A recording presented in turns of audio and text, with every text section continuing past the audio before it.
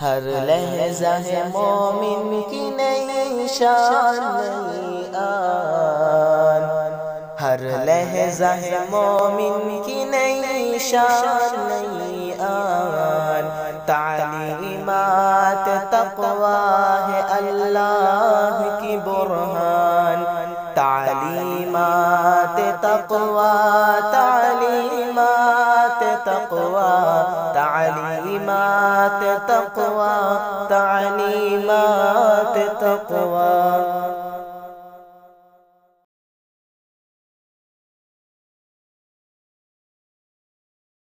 اعوذ باللہ من الشیطان الرجیم، بسم اللہ الرحمن الرحیم۔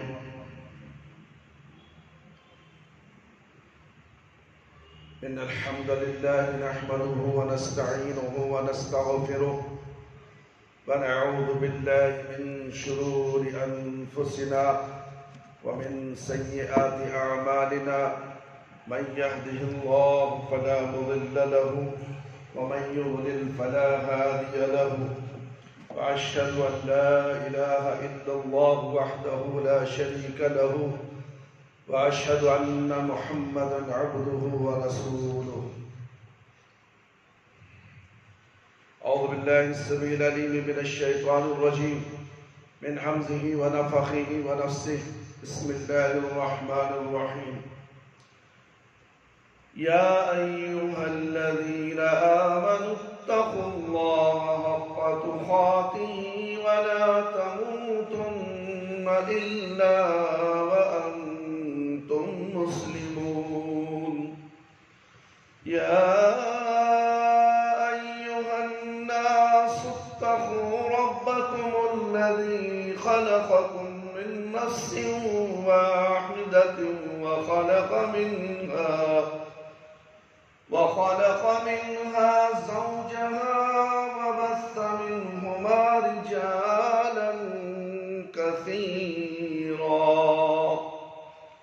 رجالا كثيرا ونساء، واتقوا الله الذي تساءلون به والأرحام، إن الله كان عليكم رقيبا۔ يا أيها الذين آمنوا اتقوا الله وقولوا قولا سديدا، يصلح لكم أعمالكم ويغفر لكم ذنوبكم، ومن يطع الله ورسوله فقد فاز فوزا عظيما۔ يا أيها الذين آمنوا اتقوا الله وقولوا قولا سديدا، يصلح لكم أعمالكم ويغفر لكم ذنوبكم، ومن يطع الله ورسوله فقد فاز فوزا عظيما۔ أما بعد، فإن خير الحديث كتاب الله، وخير الهدي هدي محمد صلى الله عليه وسلم، وشر الأمور محدثاتها، وكل محدثة بدعة، وكل بدعة ضلالة، وكل ضلالة في النار۔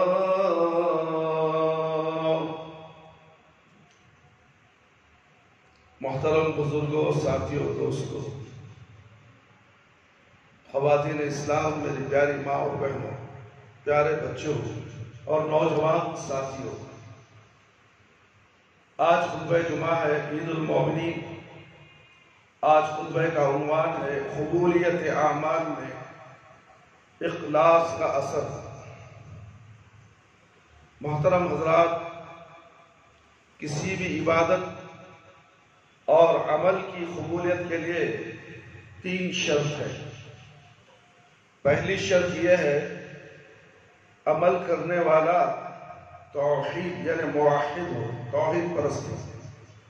عمل کرنے والا موحد ہو یعنی اللہ کی توحید کا صدق دل سے اعتراف کرتا ہو اور اس کے ساتھ کسی کو اس کا شریک نہ بناتا ہو، کیونکہ اگر عمل کرنے والا شخص شرک کرتا ہو تو اس کے اعمال قبول نہیں ہوتے بلکہ اس کے اعمال غارت اور برباد ہو جاتے ہیں۔ دوسری شرط یہ ہے کہ عمل کرنے والا شخص کی نیت اللہ تعالیٰ کی رضا اور اس کے تقرب کو حاصل کرنا ہو، ریاکاری دکھلاوا مقصود نہ ہو۔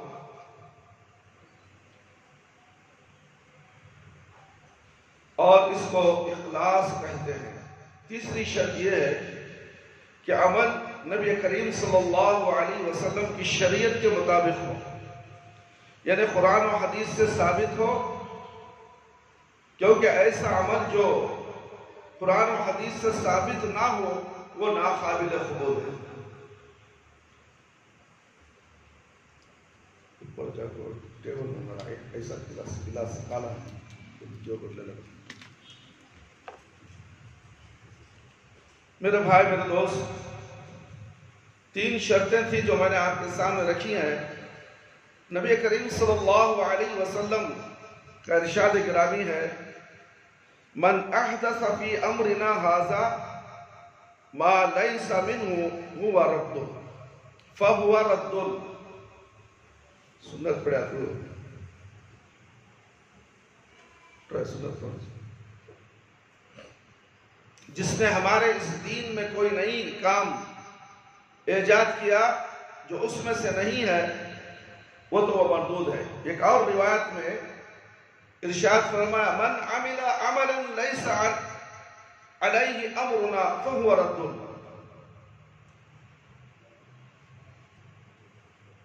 جس نے کوئی ایسا کام کیا جس کے متعلق ہمارا کوئی حکم نہیں ہے تو وہ مردود ہے۔ کوئی کام ایسا ہے جو دین سمجھ کر انسان کرتا ہے مگر وہ حکم اللہ کا نہیں ہے، پیارے نبی صلی اللہ علیہ وسلم کی شریعت کا بھی حکم نہیں ہے، تو وہ کام کیا ہے؟ مردود ہے۔ آج ہمارے خطبے کا موضوع اور قبولیت عمل کی دوسری شرط یعنی اخلاص ہے۔ دوسری شرط اخلاص ہے۔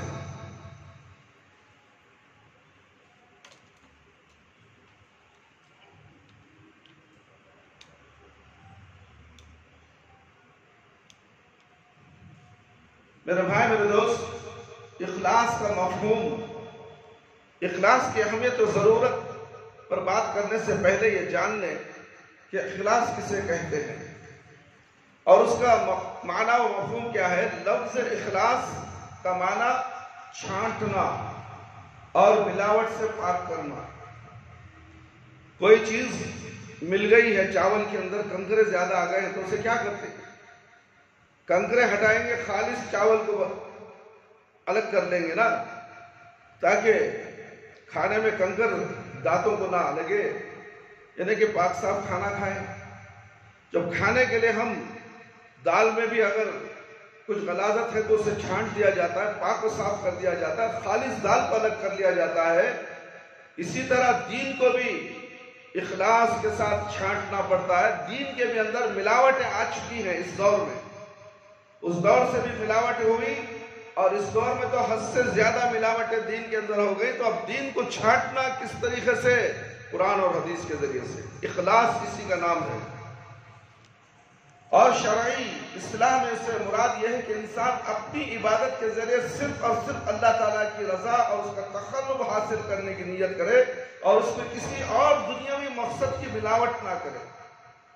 دنیاوی مقاصد کئی ہو سکتے ہیں، مثلا کسی سے اپنی تعریف سننے کی یا ملامت و مذمت سے بچنے کی خواہش ہو، یا کسی کے دل میں اپنے لیے محبت کے جذبات پیدا کرنا مقصود ہو، یا جاہ و منصب اور مال و دولت کو حاصل کرنے کا ارادہ ہو، یعنی عبادت اور عمل صالح کے لیے اصل محرک بندے کے دل میں اللہ تعالیٰ کی محبت ہے اور اس کے حکم پر عمل کر کے اس کا تقرب اور اس کی رضامندی کو حاصل کرنا ہوگا، اس کے مغفرت اور اجر و ثواب کی طلب ہو اور اس کے عذاب کا خوف اور ڈر ہو، اور بندے کے دل میں بنیادی دنیاوی اغراض و مقاصد سے دنیاوی اغراض و مقاصد سے کچھ بھی نہ ہو۔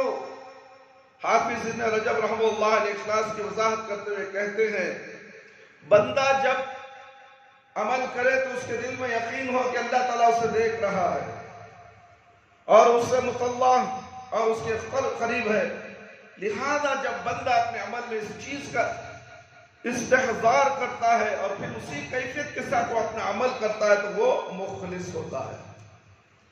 کوئی بھی عمل کرنے سے پہلے یہ سوچتا ہے بندہ کہ اللہ رب العالمین مجھے دیکھ رہا ہے، سمجھ میں آ رہا ہے؟ وہ کام جو اس کا ہوتا ہے، اللہ سے ڈر کر جو کام کرتا ہے اخلاص کے ساتھ، اسی کو مخلص کہا گیا ہے میرے بھائی میرے دوست، کیونکہ اس کیفیت کا استحضار اسے غیر اللہ کی طرف متوجہ ہونے یا اللہ کے علاوہ کسی اور چیز کا حسب کرنے سے روک دیتا۔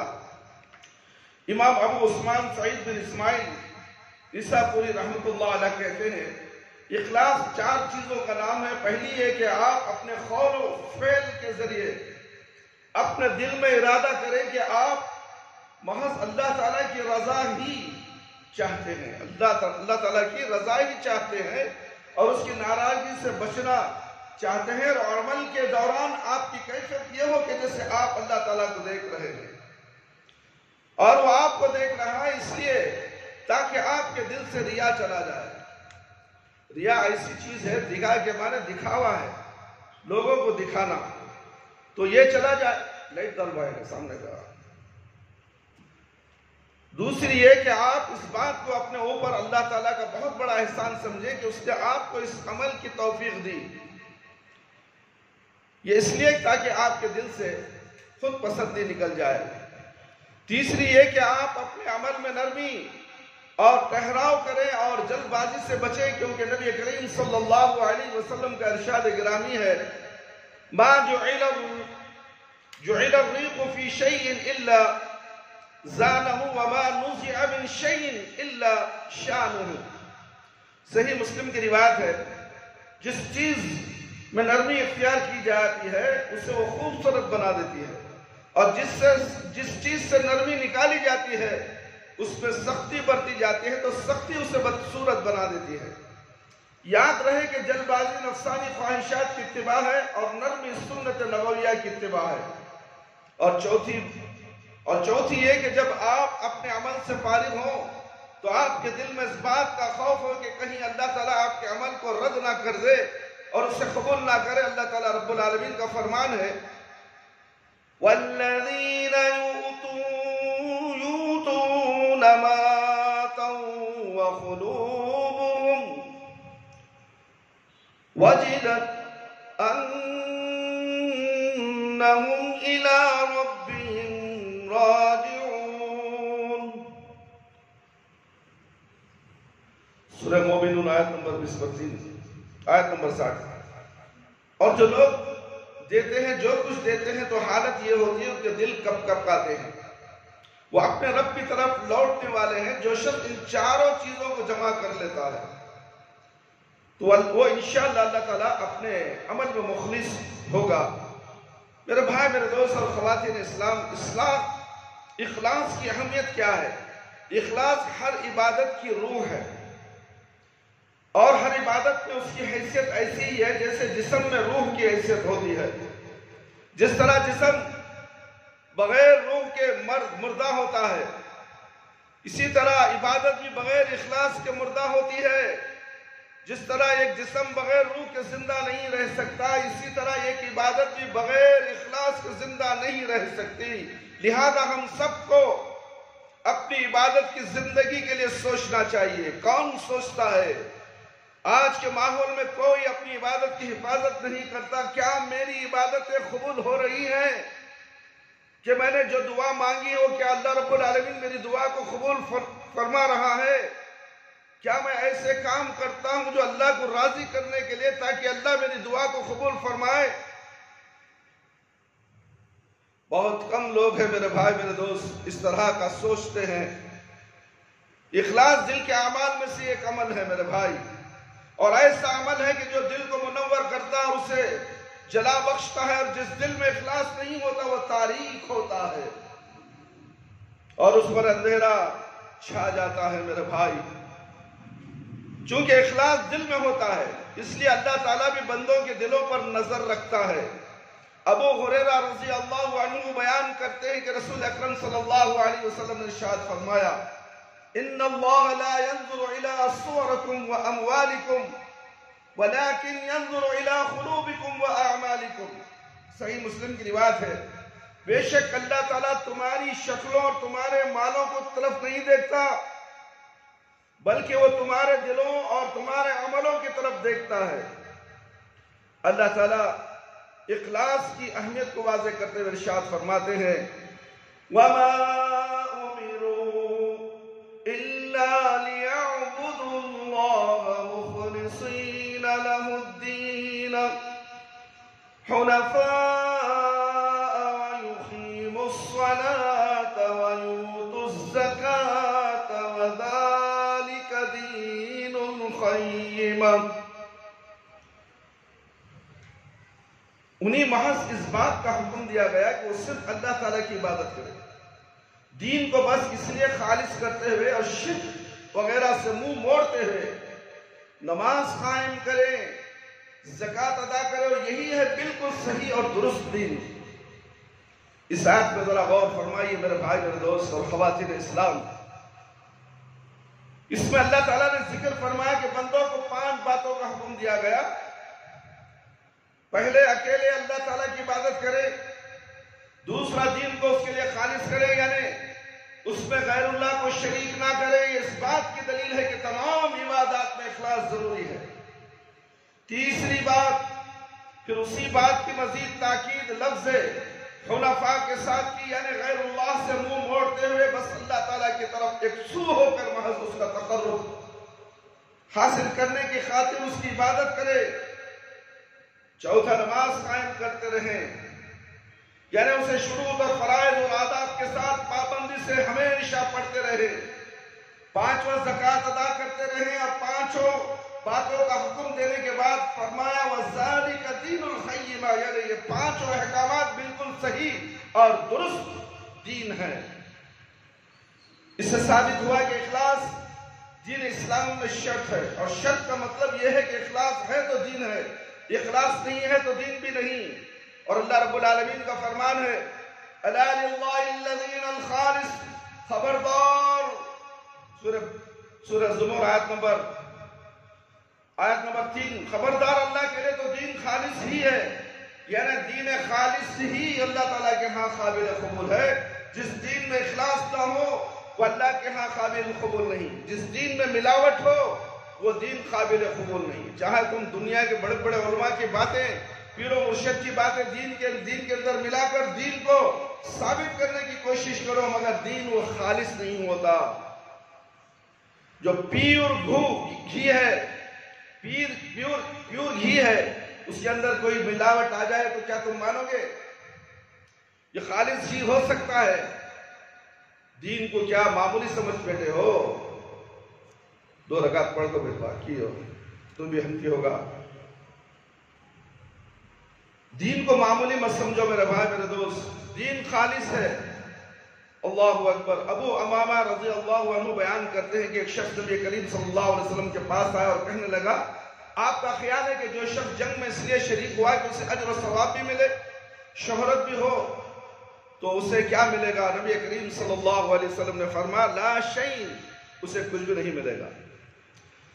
جنگ میں شہید ہو رہا جا رہا ہے اور یہ بھی تک رہا ہے کہ لوگ مجھے میری تعریف کریں، تو اللہ کے نبی نے کہا اسے کچھ بھی نہیں ملنے والا اسے، کیونکہ اللہ کے لیے دین، اللہ کے لیے خالص انہیں جہاد کے لیے نہیں گیا ہے۔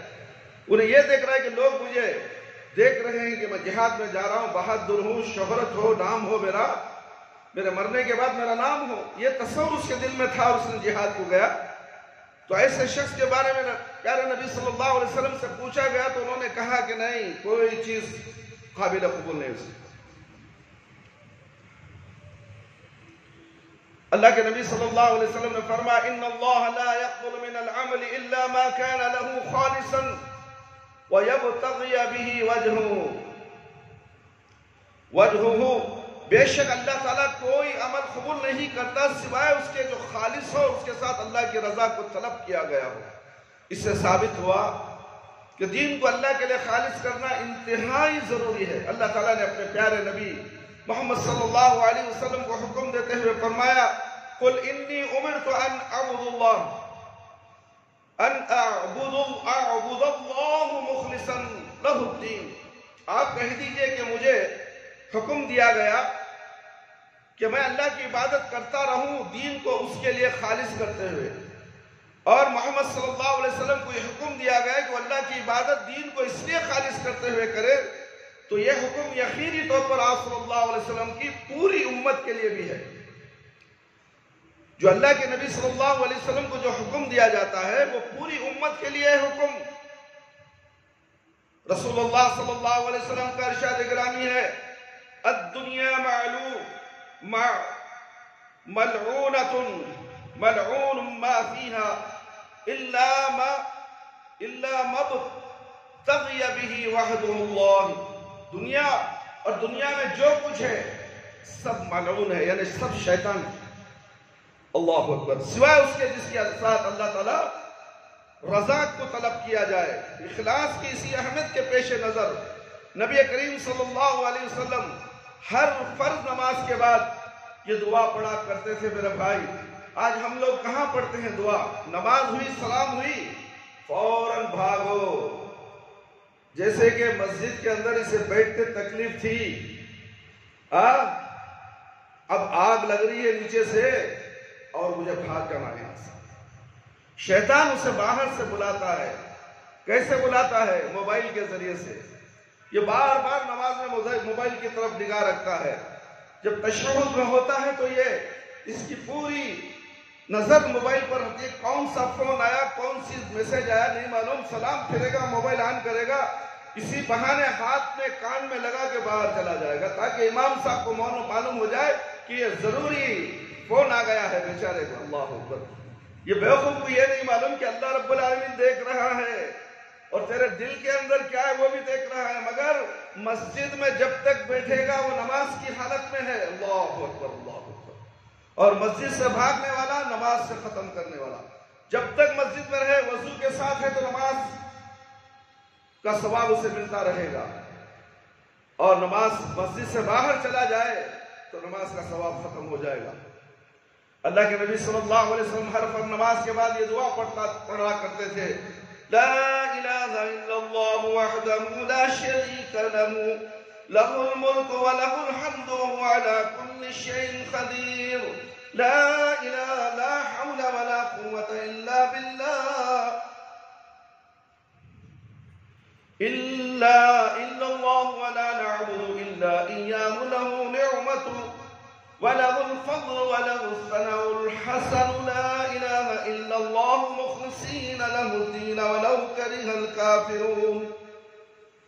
صحیح بخاری کی روایت ہے اللہ کے سوا کوئی معبود برحق نہیں، وہ اکیلا ہے، اس کا کوئی شریک نہیں، بادشاہت اسی کی ہے اور تمام تعریفوں کا مستحق وہی ہے اور ہر وہ چیز پر قادر ہے، وہ ہر چیز پر قادر ہے۔ اللہ کی توفیق کے بغیر نہ برائی سے بچنا ممکن ہے اور نہ ہی عمل خیر کرنا۔ اللہ کے سوا کوئی معبود برحق نہیں، ہم اس کے سوا کسی کی عبادت نہیں کرتے۔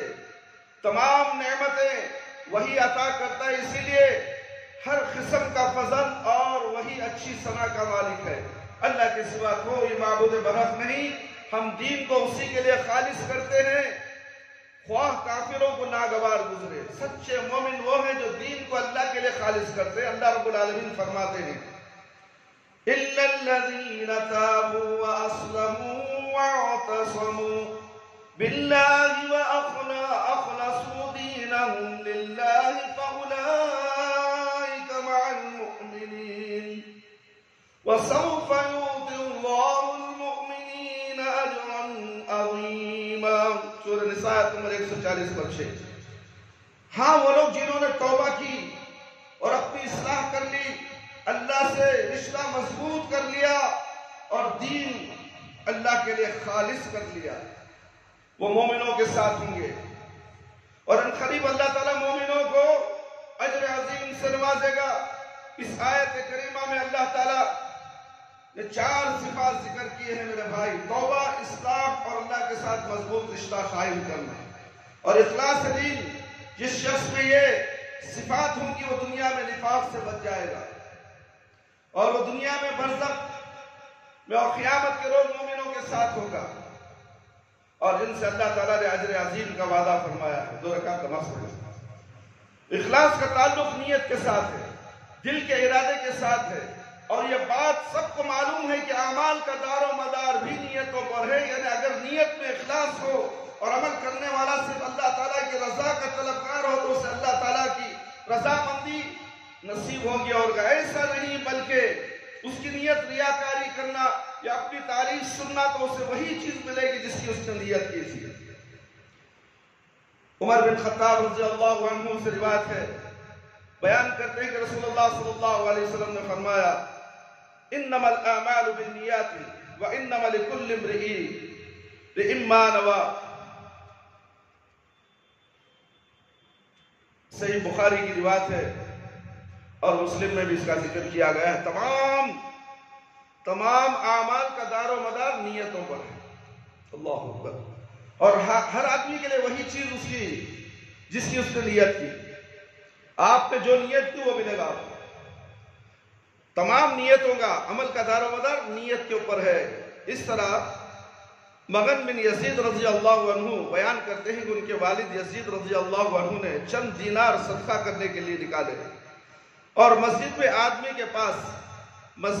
آدمی کے پاس رکھ دیے۔ میں جس مسجد میں گیا میں نے وہ دینار اٹھا لیے اور انہیں گھر لے آیا۔ میرے والد نے کہا: واللہ ما ایاک ارددت، اللہ کی قسم میں نے تمہیں دینے کا ارادہ نہیں کیا تھا۔ چنانچہ انہیں نبی کریم صلی اللہ علیہ وسلم کے پاس لے آیا تاکہ آپ ہمارے جھگڑے میں فیصلہ کریں۔ تو آپ صلی اللہ علیہ وسلم نے ارشاد فرمایا: لک ما نویت یا یزید ولک ما اخذت یا معن۔ صحیح بخاری کی روایت ہے، چنانچہ اے یزید تمہارے لیے وہ ہے جس کی تم نے نیت کی۔ انہوں صدقہ نکالے تھے مسجد میں کسی کو دینے کے لیے، کسی آدمی کے پاس دے دیے، تو ان کا بیٹا تھا وہ صدقہ لے لیا۔ اب جا کر ابا سے کہا کہ میں ایسا صدقہ لیا ہوں، تو اب باپ میں بیٹے میں جھگڑا ہوا، یہ تو کیسے لیا تھا صدقہ؟ میں نے تو دوسروں کے لیے رکھا تھا۔ تو اس میں اللہ کے نبی صلی اللہ علیہ وسلم فرمانے لگے: اے یزید رضی اللہ تعالیٰ نے صدقہ کرنے کی نیت تھی، لہذا ان کی نیت کے مطابق وہ صدقہ ہو گیا، اور معن لے لیا، یعنی رضی اللہ تعالیٰ عنہ صدقے کے دینار کو لے لیا، تو رسول اللہ صلی اللہ علیہ وسلم نے انہیں اس کا مستحق قرار دیا۔ اس سے ثابت ہوا کہ ہر انسان کو اس کے عمل سے وہی چیز ملتی ہے جس کو وہ نیت کرتا ہے۔ نبی کریم صلی اللہ علیہ وسلم نے کہا کہ تم نے جو صدقہ کیا تھا اس کی نیت کے مطابق تمہیں صدقہ ادا ہو گیا، اور وہ جو لڑکا تھا آپ کا اس نے لے لیا تو اس کی نیت کے حساب سے اس کو صدقہ پورا ہو جائے گا۔ سمجھ میں آ رہی ہے بات؟ چنانچہ اگر ہم جائزہ لیں تو بعض اوقات ایک ہی صف پہ ایک ہی امام کے پیچھے نماز پڑھنے والے 2 اشخاص کی نمازوں میں زمین و آسمان کا فرق ہوتا ہے۔ جس نمازی کی نماز میں اخلاص ہوتا ہے وہ اللہ کے رسول صلی اللہ علیہ وسلم کے طریقے کے مطابق ہوتی ہے، اس نماز کی اللہ تعالیٰ کی ہاں بڑی قدر ہوتی ہے جو پیارے نبی صلی اللہ علیہ وسلم کی سنت کے مطابق نماز ادا کرتا ہے اخلاص کے ساتھ۔ اسے یقین ہے یہ میں جو نماز پڑھ رہا ہوں میرے پیارے نبی صلی اللہ علیہ وسلم کی سنت کے مطابق ہے۔ 2 آدمی نماز پڑھ رہے ہیں، اس میں ایک آدمی سنت کے مطابق نماز پڑھتا ہے اور ایک آدمی غیر سنت کے مطابق نماز پڑھتا ہے۔ اللہ اکبر۔ آج ویسے ہی چل رہا ہے، سنت پر نماز پڑھنے والے بہت تھوڑے لوگ ہیں، غیر سنت پر عمل کرنے والے نمازی بھرے پڑے ہیں۔ اللہ اکبر۔ جو رسول اللہ صلی اللہ علیہ وسلم کے طریقے کے مطابق ہوتی ہے، اس نماز کی اللہ کے ہاں بڑی قدر ہوتی ہے میرے بھائی. جبکہ اسی نماز کے پہلو میں کھڑے آدمی کی نماز میں اخلاص نہ ہو تو اس کی نماز اللہ کے ہاں کوئی قدر نہیں ہوتی. اسی طرح باقی اعمال ہیں، جس طرح اعمال نماز کے اعمال قبول نہیں ہوئے، اسی لیے طرح باقی بھی اعمال پیارے نبی صلی اللہ علیہ وسلم کی سنت کے مطابق ہونی چاہیے. اور اصلاح ہی وہ چیز ہے جو انسان کو اس بات پر مجبور کرتی ہے کہ وہ اپنے تمام اعمال کو درست طریقے سے سر انجام دے.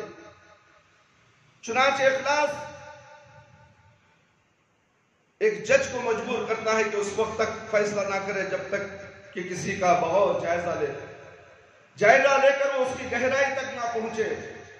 اخلاص ایک مدرس کو مجبور کرتا ہے کہ وہ اپنے تدریسی عمل میں بھرپور محنت کرے، اپنے طلباء کو ہر بات تمام جزیات کے ساتھ سمجھائے اور اس کے ساتھ ان کو اخلاقی تربیت بھی کرے. اخلاص ایک تاجر کو مجبور کرتا ہے میرے بھائی اور دوست، وہ صاف ستھرا لین دین کرے، دھوکہ، فراڈ، خیانت، جھوٹ سے اجتناب کرے. اخلاص ایک کاتب، منشی، رائٹر، مصنف کو مجبور کرتا ہے کہ وہ اپنے ہاتھ اور قلم کے ساتھ حق بات لکھے اور کسی کو خوش کرنے کی خاطر یا کسی دنیاوی مفاد کے حصول کی خاطر حقائق کو تبدیل نہ کرے. اخلاص ایک مالدار آدمی کو مجبور کرتا ہے کہ وہ ریاکاری کے بغیر محض اللہ کی رضا کی خاطر فقراء اور مساکین کی امداد کرے اور کسی کو پتہ بھی نہ چلے دے کہ وہ ایسا کرتا ہے. فلانا دیا ہے، فلانا بڑا دھنا سیٹ ہے، غریبوں کی مدد کر رہا ہے، کسی کو پتہ نہ چلے، خفیہ طور پر مدد کر دے. جو صرف تمہاری نیت ہے وہ اللہ تعالیٰ کو پسند ہے اور وہ اخلاص کی نیت ہے. تم دکھاوے کے لیے تم اپنی اعمال کو کیوں ضائع کرتے ہو؟ ریاکاری تمہاری تمام اعمالوں کو دیمک کی طرح چاٹ جاتی ہے میرے بھائی میرے دوست اور خواتین اسلام. اخلاص ایک ملازم کو مجبور کرتا ہے وہ اپنی ڈیوٹی پوری دیانتداری کے ساتھ سر انجام دے اور پورا ڈیوٹی ٹائم اپنی ذمہ داریوں کے انجام ہی میں صرف کرے.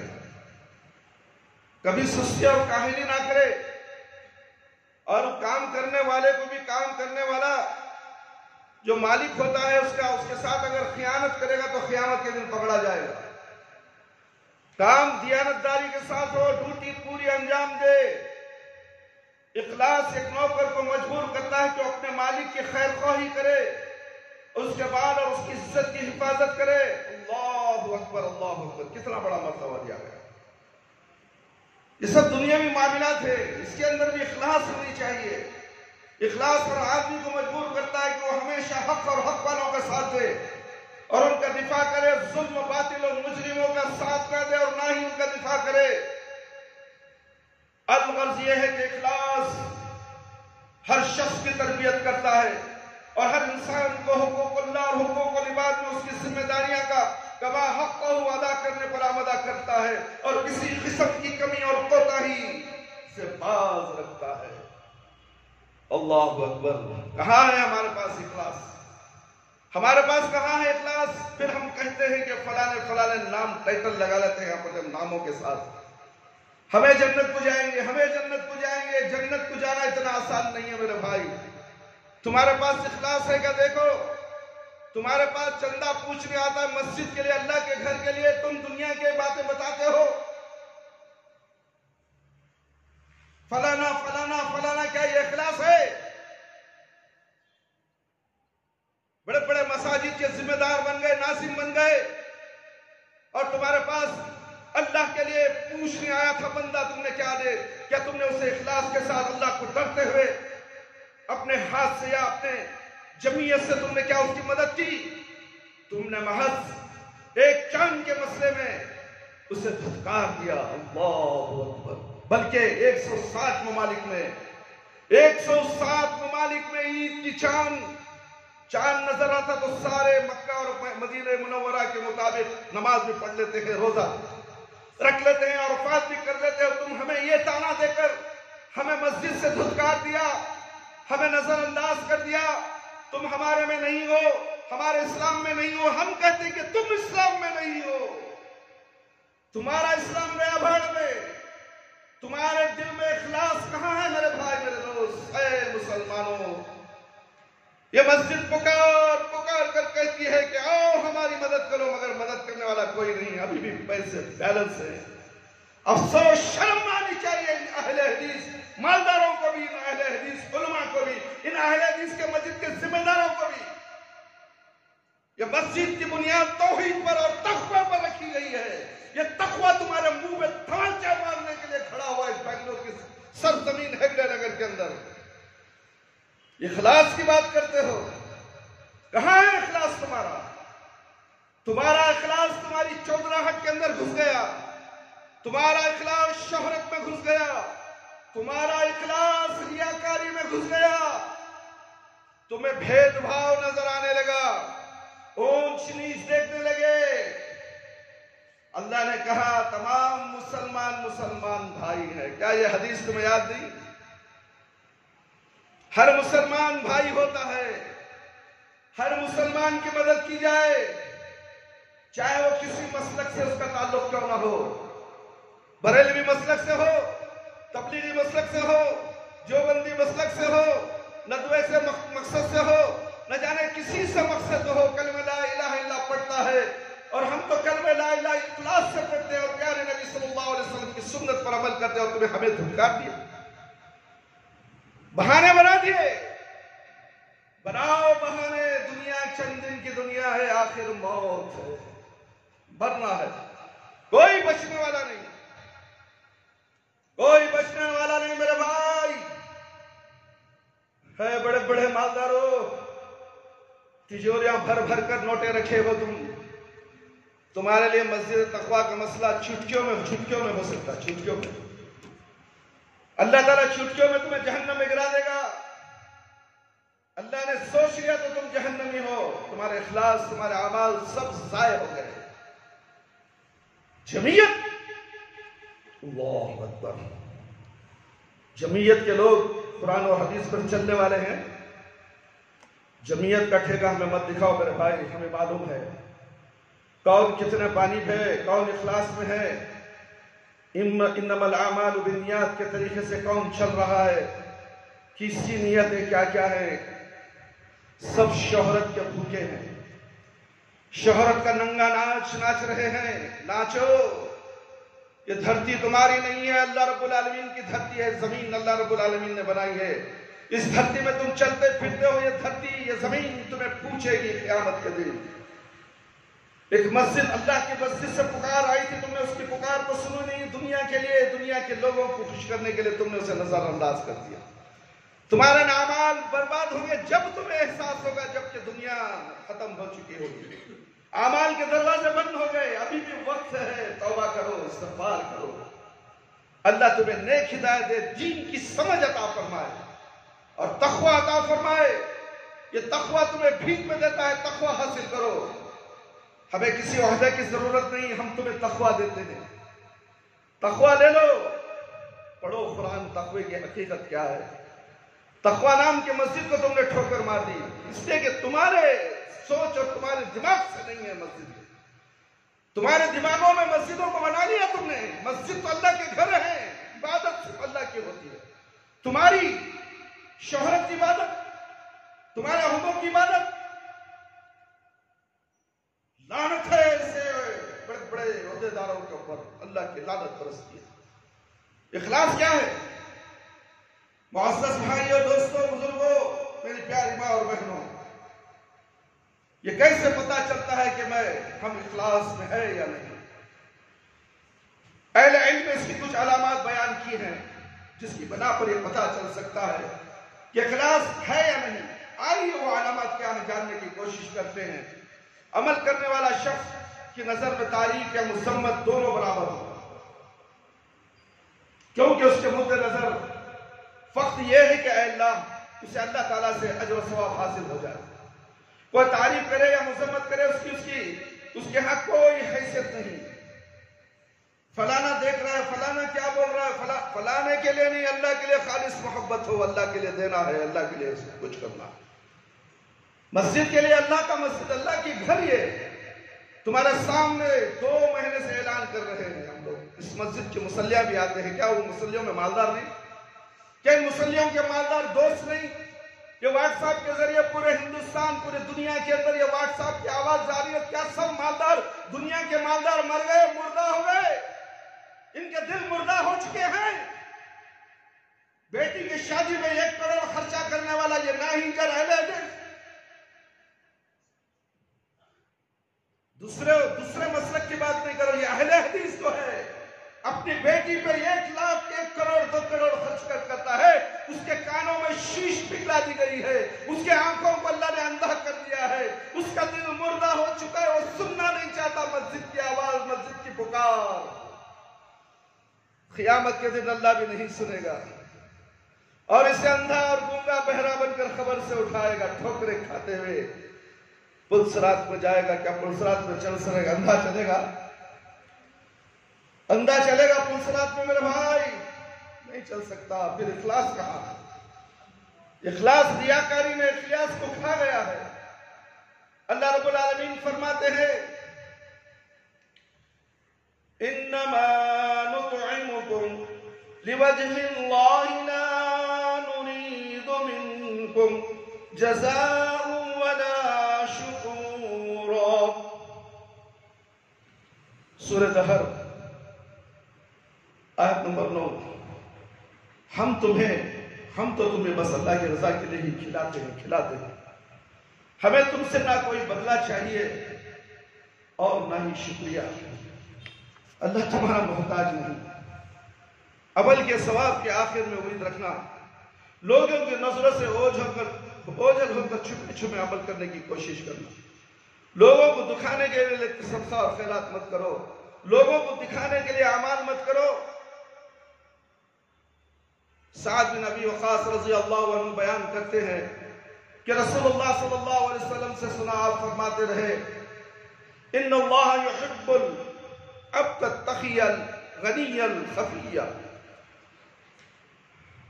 صحیح مسلم کی روایت ہے میرے بھائی، بے شک اللہ تعالیٰ اس بندے سے محبت کرتا ہے جو پرہیزگار ہو، متقی ہو، اللہ اکبر، بے نیاز ہو، چھپ چھپ کر عبادت کرتا ہو، اللہ اکبر۔ یہ چھپ کر عبادت کرنے والی تہجد کی نماز ہے میرے بھائی، نفل نماز ہے، سنت کی نمازیں ہیں، فرض نماز سے سب کے سامنے پڑھنا ہے، وہ بھی اللہ کی رضا کے لیے۔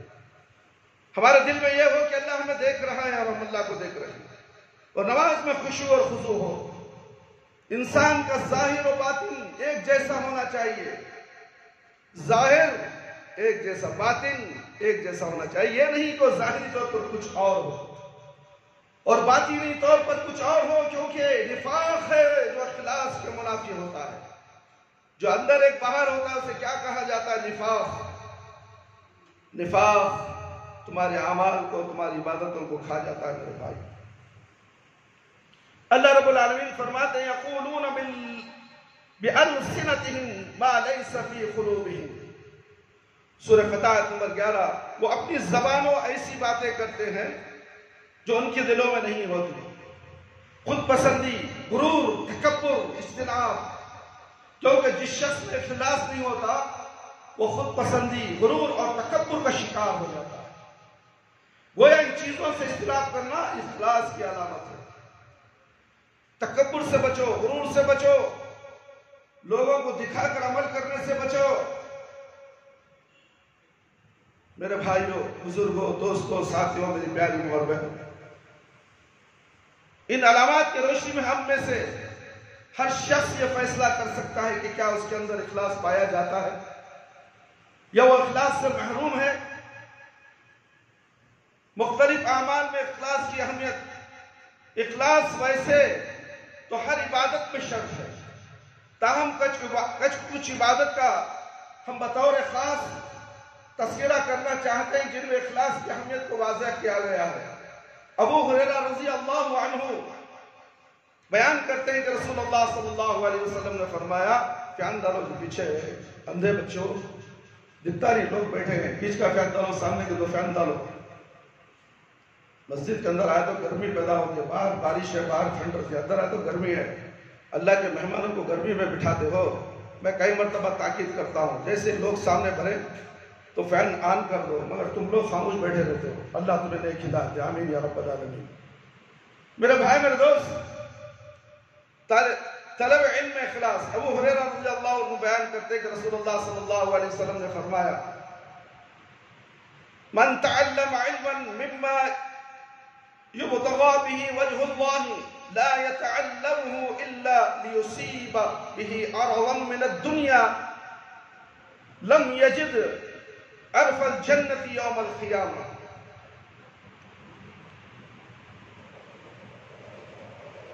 سنن ابو داؤد کی روایت ہے، جو شخص علم سیکھے، ایسا علم جس کے ساتھ اللہ کی رضا کو طلب کیا جاتا ہے، وہ اسے صرف اس لیے سیکھے کہ اس کے ذریعے دنیا کے مفاد کو حاصل کر لے تو وہ قیامت کے روز جنت کی خوشبو نہیں پائے گا۔ علم، اللہ اکبر، کون سا علم میرے بھائی؟ قرآن اور حدیث کا علم۔ ہم دنیا کے علم کی بات کرتے ہیں، دنیا کا علم جو حاصل کرتے ہو کرو، یہ دنیا کی حد تک کے لیے ہے، یہ دنیا کا علم آخرت کا توشہ نہیں۔ دین علم آخرت کا توشہ ہے، اور اس کو تم حاصل کرو دنیا کے مفاد کے لیے۔ تم نے دینی علم حاصل کیا ہے تو تم قیامت کے روز جنت کی خوشبو نہیں پاؤ گے۔ دوسری بات، توحید الوہیت کے اقرار میں اخلاص۔ معاذ رضی اللہ عنہ بیان کرتے ہیں کہ رسول اللہ صلی اللہ علیہ وسلم نے ارشاد فرمایا، من شہد ان لا الہ الا اللہ مخلصا من قلبہ دخل الجنہ۔ مسند احمد کی روایت ہے، جس شخص نے دل کی گہرائی سے اخلاص کے ساتھ اس بات کی گواہی دی کہ اللہ کے سوا کوئی معبود برحق نہیں، تو وہ جنت میں داخل ہو گیا۔ اللہ اکبر، اللہ اکبر۔ اخلاص کہاں ہے؟ ہم کلمہ بھی پڑھتے ہیں، مولوی صاحب کی بھی بات سن لیں۔ مولوی صاحب بولے کلمہ پڑھ لیا تم نے، لا الہ الا اللہ، اللہ کے سوا کوئی معبود برحق نہیں، یہ کلمہ ہے، اس کو دماغ میں رکھو، یہ کلمہ کو دماغ میں رکھو، دل میں بٹھاؤ۔ کلمہ کو مسلمان، کلمہ کو مشرک ہزاروں کی تعداد میں ہیں، 1000 میں ایک آدمی جنت میں جانے والا، 999 جہنم میں ڈال دیے جائیں گے۔ تم کلمہ بھی پڑھتے ہو، شرک بھی کرتے ہو، کلمہ بھی پڑھتے ہو، بدعتی کام بھی کرتے ہو، دین میں نئی نئی کام کرتے ہو۔ کلمہ پڑھ لیا، ہاں میں نے کلمہ پڑھ لیا، بس میں نے جنت مجھے نصیب ہو گئی۔ جنت تمہارے باپ کی جاگیر، جنت ایسے ملے گی۔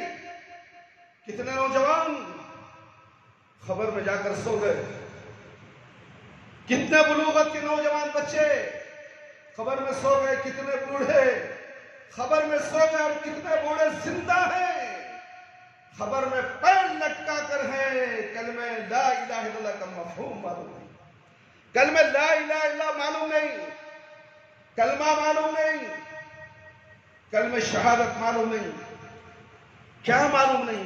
بیت الخلاء کو جانے کی دعا معلوم نہیں۔ میرے بھائی، جس دنیا میں ہو تم، نام دیکھے تو عبد الغفار، نام بولو، بیت الخلاء جانے کی دعا بولو جی، تو کیا ہے وہ، کیا ہے کہ بھائی حضرت اللہ معلوم نہیں۔ عمر ہوگی 70 سال، 60 سال، بیت الخلاء کو جا رہا، دنیا کی مصیبتیں لے کو آ رہا، شیطان اس کے اوپر حاوی، کاٹر بھی اس کے اوپر حاوی، کیوں؟ بغیر دعا کے اندر داخل ہو گیا، شیطان اور جنات اور جنی اس کے اوپر حملہ کر دیا، اور بعض تعویذوں کے گن چکر میں پڑا ہوا ہے، پڑا ہوا ہے، پڑا ہوا ہے، پڑا ہوا ہے۔ اللہ، ایک عامل سے دوسرا عامل، دھر دھر کی ٹھوکریں، لا الہ الا اللہ کا مفہوم نہ سمجھنے کی وجہ سے در در کی ٹھوکریں کھا کر لاش میں 10 سال ہو گئے، 5 سال ہو گئے، 4 سال ہو گئے، مسجد تقویٰ کی طرف آتا ہے، حضرت ہو گیا، ہماری زندگی برباد ہوئی، حضرت علاج کرو، حضرت ہماری بیٹی کی شادی نہیں ہو رہی ہے، دیوانی ہو جا رہی ہے، بیٹا دیوانہ ہو گیا ہے، بڑے بڑے ڈگریاں دلا لیا، کیا جی بیٹا انجینئر ہے، اور انجینئر، بیت الخلاء کی دعا پڑھوا، کیا وہ پوچھ رہا ہے؟ 20 سال سے پریشان ہے باپ، اللہ اکبر، اللہ اکبر، ہمارے پاس آئے، ہم نے علاج شروع کیا ہے، اللہ کے حکم سے انشاءاللہ اللہ شفا دینے والا، تعویذ گن، اس کا علاج نہیں ہے میرے بھائی۔ کسی چور عالموں کے پاس مت جاؤ، قرآن شفا ہے. اخلاص کے ساتھ اللہ کو یہ جانو، مدد کرنے والا اللہ، روزی دینے والا اللہ، موت دینے والا اللہ، زندہ کرنے والا اللہ، نفع اور نقصان کا مالک اللہ، یہ سمجھ لو. پھر دنیا کی کوئی طاقت تمہیں نیچا نہیں کر سکتی، کوئی جادو تمہارے پر اثر نہیں ہوتی، اور کوئی شیطان تمہارے قریب نہیں آتا. کیا سمجھتے ہو تم؟ اللہ کے نبی صلی اللہ علیہ وسلم نے فرمایا، ہر نماز کے بعد، فجر کی نماز کے بعد، خاص دو لوگ فجر کی نماز میں سو رہے ہیں. لوگ کون؟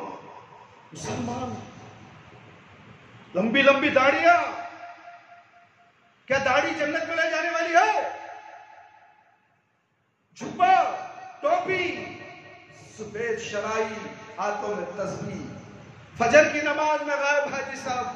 پھر وہ بولے تو جنت کو میں جانوں سکتا. فجر کی نماز میں جو شخص کلمہ چہارم لا الہ الا اللہ وحدہ لا شریک لہ لہ الملک ولہ الحمد وہو علی کل شیء قدیر 100 مرتبہ پڑھے، کوئی جادو، کوئی جنی اس کا اثر تمہارے اوپر نہیں ہوگا، کسی کی نظر تمہارے اوپر نہیں پڑے گی. اور اس کے ساتھ پڑھو لا حول ولا قوت الا باللہ العلی العظیم.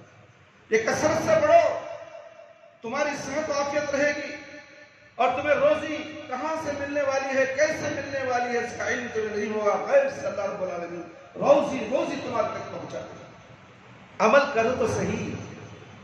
تعویذ میں روزی ہے، توغرہ لگا لیتی، لوہے قلم میں محفوظ ہو گیا، کیا کہ لکھو لگا رہی، کیا لگا رہی؟ دیکھو اس مسجد میں کسی قسم کا توغرہ ہے کیا؟ دیکھو، اسی کو کہا جاتا ہے یہ مسجد توحید. بہت سے مسجدوں میں لا الہ الا اللہ، آیت الکرسی، یاسین، قرآن پڑھنے کے لیے آیا میرے بھائی، لٹکانے کے لیے نہیں. دیکھ لے وہ نظارہ، دیکھ لے. کھڑیا تھا گھر میں، ایک بیڈ روم میں دیکھا، میں علاج کے لیے گیا تھا، یاسین کا توغرہ لگا، سیدھی کروٹ سو رہا ہے، سیدھی کروٹ سوتے ہی اس توغرے دیکھتا گیا. 35 جنہ اس کے گھر میں توغرہ ہے. ایک طرف ماشاءاللہ، ایک طرف یاسین کا توغرہ، ایک طرف سر کے اوپر لا الہ الا اللہ محمد رسول اللہ. اور اسی روم کے اندر جن آ رہا، پیسے چوری کر کے جا رہا ہے. معلوم اب 25 لاکھ تک چوری کر دیا. 4-5 سال سے کہاں دھکے کھانے کے بعد میرے پاس آئے. 18-20 دن کے اندر اللہ رب العالمین نے ان کو شفا دیا. جن خود آ کر ہم سے بات کیا اور معذورت چاہا، پورے اپنے ساتھی جنوں کو وعدہ کر کے یہاں سے لے کر گیا. ہندو جنات تھے، کسی مندر میں جا کر علاج جادو کیا گیا، حسد اور جھلن کی وجہ سے. پارٹنر بزنس پارٹنر نے جادو کیا. اسی جن نے بتایا. میرے بھائی، میرے دوست، یہ تمام واقعات تمہارے ساتھ گزرتے ہیں تو تم کہاں جاتے ہو؟ یہاں تک حد کر دی کہ ایک آدمی نے ہم سے پوچھا، اس کی بیوی کو ضد پکڑ لیا ہے، جب میں نے شادی ہوئی دونوں کو چھوڑ دیا ہو. اور اس لڑکے کو ہم نے یہاں بلایا اور پوچھا اس سے، کیوں لڑکی پر اذیت کر رہا ہے، مار رہا ہے، ڈرا رہا ہے، اور اس کے اوپر جھوٹے الزام لگا رہا ہے. ہم نے بچی کا علاج کیا، 8 دن کچھ بھی نہیں، شیطان تھا چلا گیا. وہ تیرے گھر سے ہی آیا شیطان.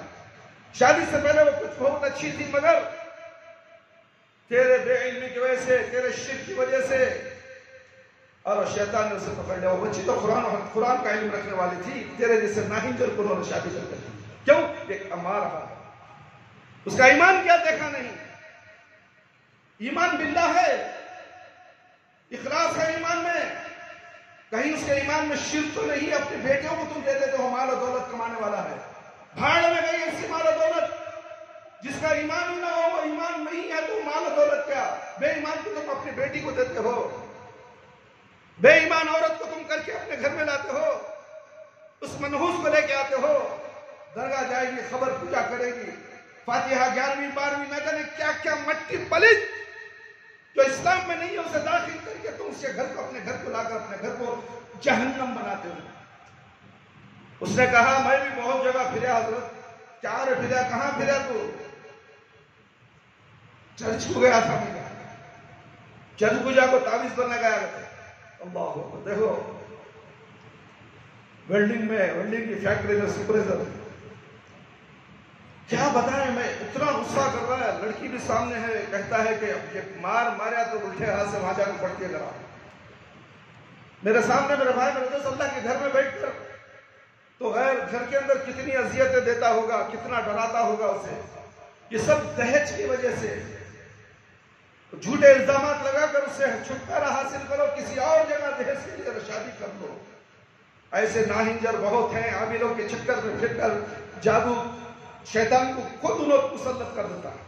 یہ عامل خود شیطان کو بھیجتا ہے، جاؤ اس کے اوپر مسلط ہو جاؤ. بولنے کا مقصد کیا ہے؟ کلمہ لا الہ الا اللہ اخلاص کے ساتھ نہیں پڑھا میرے بھائی میرے دوست، کیا ہوگا اس کا انجام؟ عتبان رضی اللہ عنہ سے مروی ہے، رسول اللہ صلی اللہ علیہ وسلم نے فرمایا ان اللہ حرم علی النار من قال لا الہ الا اللہ یبتغی بذلک وجہ اللہ. بے شک اللہ تعالیٰ اس شخص کو جہنم پر حرام کر دیتا ہے جو محض اللہ کی رضا کے خاطر لا الہ الا اللہ کہتا ہے. اللہ کو راضی کرنے کے لیے لا الہ الا اللہ پڑھتا ہے، بابا کو نہیں، خبر کو نہیں، مجاوروں کو نہیں، مرشدوں کو نہیں، پیروں کو نہیں، بابا کو نہیں، مفتی کو نہیں، اماں کو نہیں، بابا کو نہیں، دادا کو نہیں. لا الہ الا اللہ صرف اللہ کے خاطر، اللہ کو رضا کرنے کے لیے، اللہ کو خوش کرنے کے لیے.